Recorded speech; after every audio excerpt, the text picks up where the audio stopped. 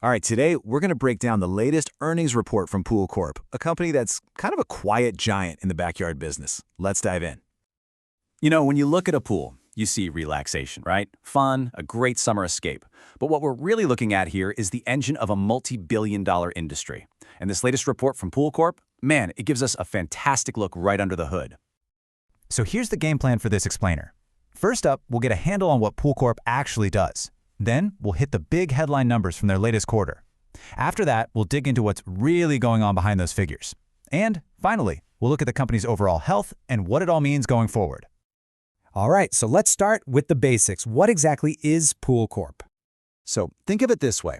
They're the people who supply, well, everyone else in the pool world.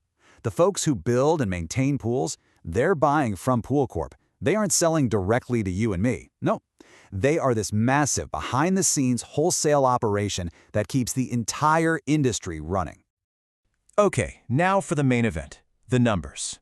So, how did POOLCORP actually do in the third quarter of 2025?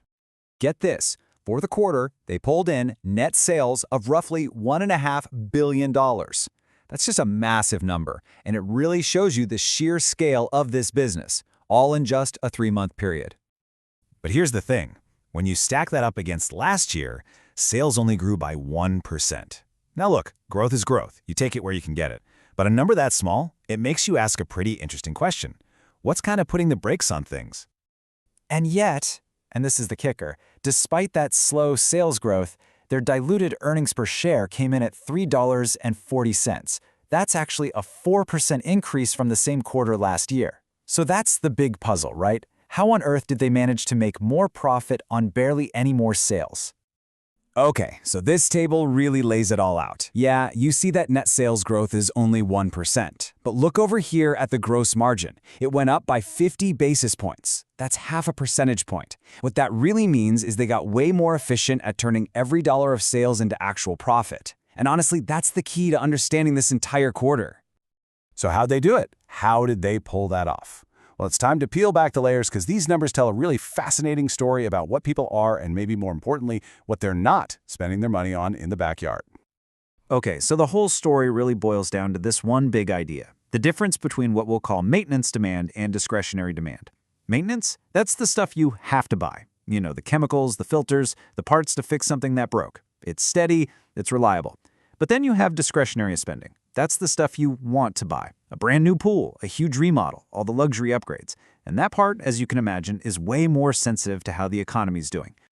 And check this out. You can see that whole story right here in the data. Look at chemicals, a classic maintenance item. Sales were actually down 4%. But then you see building materials and equipment, the stuff you use for the bigger projects and essential replacements. Those were up 4%. It shows that while the day-to-day purchases are a little soft, people are definitely still spending on remodels and the really necessary upgrades. Right, which brings us right back to that key question we asked a minute ago. If some of their business is looking a little soft, especially those big new construction projects, how in the world did they still manage to grow their profits?